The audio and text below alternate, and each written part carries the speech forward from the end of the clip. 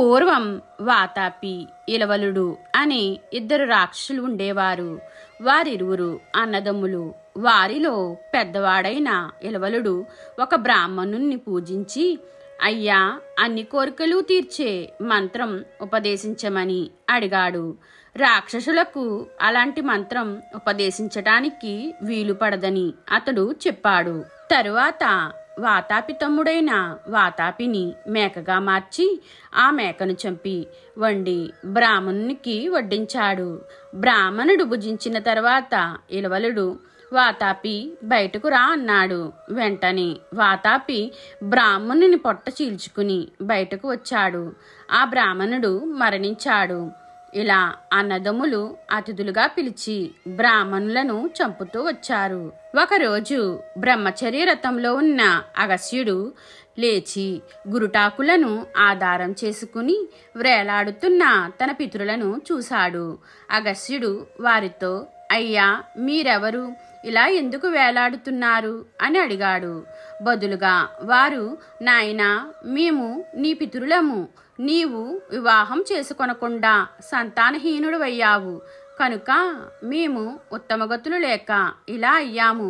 కనుక నీవు వివాహం చేసుకుని సంతానం పొంది మాకు ఉత్తమగతులు ప్రసాదించు అన్నారు. అగస్త్యుడు అలాగే అన్నాడు. ఆ సమయంలో విదర్భరాజు సంతానం కోసం పరితపిస్తున్నాడు. అగస్త్యుడు తన తపోమహిమతో అతనికి ఒక కూతురుని అనుగ్రహించాడు.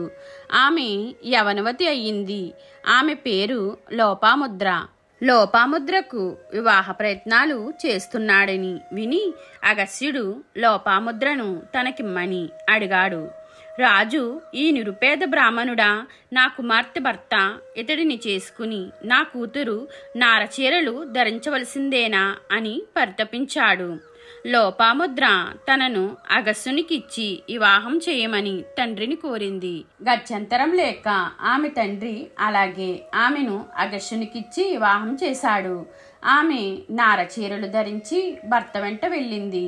ఒకరోజు అగస్త్యుడు కోరికతో భార్యను చేరాడు.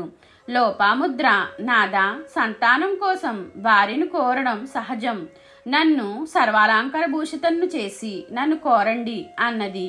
అగస్త్యుడు, నా వద్ద ధనం, ఆభరణములు లేవు. వాటి కొరకు తపశక్తిని దారపోయడం వ్యర్థం అనుకుని ధనం కొరకు అగస్త్యుడు శతరురువుడు అనే రాజు వద్దకు వెళ్ళాడు. శతరురువుడు తన వద్ద ధనం లేదని చెప్పాడు. అగస్త్యుడు శతరురువుడు బృహదస్సుని అనే రాజు వద్దకు వెళ్ళి ధనం అడిగారు. ఆ రాజు కూడా తనకు ఆదాయాలు సమానంగా ఉన్నాయని కనుక ధనం లేదని చెప్పాడు. ఆ తరువాత ఆ ముగ్గురు ధనం కొరకు త్రసదస్యుడి వద్దకు వెళ్ళారు. అతను కూడా ధనం లేదని చెప్పి, మునీంద్ర, ఇలవలుడు ధనవంతుడు, అతడిని అడిగితే మీ కోరిక తీరుతుంది అన్నాడు. వెంటనే అందరూ ఇలవలుడి దగ్గరకు వెళ్ళారు. అగస్త్యుడు ఇలవలుని ధనం అడిగాడు. ఇలవలుడు మామూలుగా వాతాపిని వడ్డించాడు. ముందు అగస్త్యుని భుజించమని చెప్పాడు. ఈ విషయం గ్రహించిన రాజఋషులు, మునీంద్ర, ఇలవలుడు తన తమ్ముణ్ణి మేకగా మార్చి వండి బ్రాహ్మణులచే తినిపించి అతనిని బయటకు రమ్మంటాడు. అతడు పొట్ట చీల్చుకుని ఆ బ్రాహ్మణుని చంపి బయటకు వస్తాడు కనుక మీరు భుజించరాదు అన్నారు. అగస్త్యుడు చిరునవ్వి నవ్వి ఆ భోజనం తినేశాడు. అగస్త్యుడు పొట్టను తడుముకుని తెంచాడు. అంతే, వాతాపి జీర్ణమయ్యాడు. ఇలవలుడు వాతాపి బయటకు రా అన్నాడు. అతను రాకపోవడంతో అతను జీర్ణమయ్యాడని తెలుసుకుని భయపడి అగస్త్యునితో, అయ్యా, మీరు కోరిన ధనం ఇస్తాను అన్నాడు. ఆ ధనంతో అగస్త్యుడు లోపాముద్ర కోరికను తీర్చాడు. అగస్త్యుడు లోపాముద్రతో, నీకు 10 మందితో సమానమైన 100 కొడుకులు కావాలా, లేక 100 సమానమైన ఒక కొడుకు కావాలా, లేక 100 కొడుకులతో సమానమైన 1000 మంది కొడుకులు కావాలా, లేక 1000 మందికి సమానమైన ఒక కొడుకు కావాలా అని అడిగాడు.